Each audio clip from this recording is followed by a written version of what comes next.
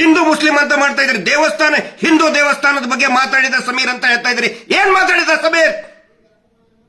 ಹಿಂದೂ ದೇವಸ್ಥಾನ ಹಿಂದೂಗಳದ್ದೇ ಇರಬೇಕು ಅಂತ ಹೇಳಿದ. ಅವನು ಹಿಂದೂಗಳದ್ದು ಅಲ್ಲ ಅಂತ ಹೇಳಿಲ್ಲ. ನಾಚಿಕೆ ಆಗ್ಬೇಕು ನಿಮಗೆ. ಒಂದು ಅತ್ಯಾಚಾರ ಪ್ರಕರಣದಲ್ಲಿ ಒಂದು ಹೆಣ್ಣು ಮಕ್ಕಳಿಗೆ ಧ್ವನಿ ಎತ್ತದ ಇಂತ ಸಮೀರಿನ ಬಗ್ಗೆ ಹಿಂದೂ ಮುಸ್ಲಿಂ ಮಾಡ್ತಾ ಇದ್ದೀರಿ ನೀವು. ಶ್ಯಾಮ ನೀವು. ನಿಮಗೊಂದು ಪ್ರಶ್ನೆ ಕೇಳ್ತೀನಿ. ಒಂದೇ ಒಂದು ಪ್ರಶ್ನೆ.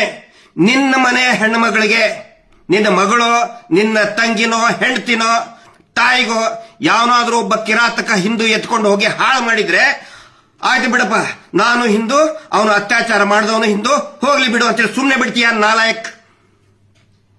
ಒಬ್ಬ ಮುಸಲ್ಮಾನ ಹೆಣ್ಣು ಮಗಳನ್ನ ಒಬ್ಬ ಮುಸಲ್ಮಾನ್ ಕಿರಾತಕ ಎತ್ಕೊಂಡು ಹೋಗಿ ಅತ್ಯಾಚಾರ ಮಾಡಿ ಹಾಳು ಮಾಡಿದ್ರೆ ಆಯ್ತು ಬಿಡಪ್ಪ, ಮುಸಲ್ಮಾನ್ನೇ ಮಾಡಿದ ಬಿಡು ಅಂತ ಯಾರಾದ್ರೂ ಸುಮ್ಮನೆ ಬಿಡ್ತಾರ? ಕ್ರಿಶ್ಚಿಯನ್ರಿಗೂ ಕೇಳ್ತಾ ಇದ್ದೀನಿ, ಜೈನ್ರಿಗೂ ಕೇಳ್ತಾ ಇದ್ದೀನಿ, ದಯವಿಟ್ಟು ಈ ಸುಳ್ಳು ಸುಳ್ಳು ಪೋಸ್ಟ್ ಹಾಕ್ತಾ ಇರುವಂತ, ವಿಷ ಉಗುಳ್ತಾ ಇರುವಂತ, ಹಿಂದೂ ಮುಸಲ್ಮಾನ್ ಅಂತ ವಿಷ ಉಗುಳ್ತಾ ಇರುವಂತ ಪೋಸ್ಟ್ ಗಳನ್ನ ದಯವಿಟ್ಟು ನಂಬಬೇಡಿ.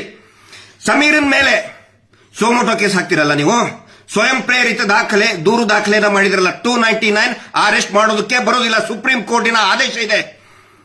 ಸುಪ್ರೀಂ ಕೋರ್ಟಿನ ಆದೇಶ ಇದೆ. ಆದ್ರೂ ಕೂಡ ನಿನ್ನೆ ಪೊಲೀಸರು ಬಂದು ಅರೆಸ್ಟ್ ಮಾಡಕ್ ಬಂದಿದ್ರಿ. ಈ ಕೋಮು ಗಲಭೆ ಎಬ್ಬಿಸ್ತಾ ಇರುವಂತ ಫೇಕ್ ಅಕೌಂಟ್ ನಲ್ಲಿ ಎಷ್ಟೋ ಜನ ಫೇಕ್ ಅಕೌಂಟ್ ನಲ್ಲಿ ಹಿಂದೂ ಮುಸಲ್ಮಾನ್ ಮಾಡ್ತಾ ಇದಾರಲ್ಲ, ಅವ್ರ ಮೇಲೆ ಯಾಕೆ ಸೋಮೋಟೋ ಕೇಸ್ ಇವತ್ತಿನವರೆಗೂ ರಿಜಿಸ್ಟರ್ ಆಗಲಿಲ್ಲ ಅನ್ನೋ ಪ್ರಶ್ನೆಯನ್ನ ನಾನು ಕೇಳ್ತಾ ಇದ್ದೀನಿ.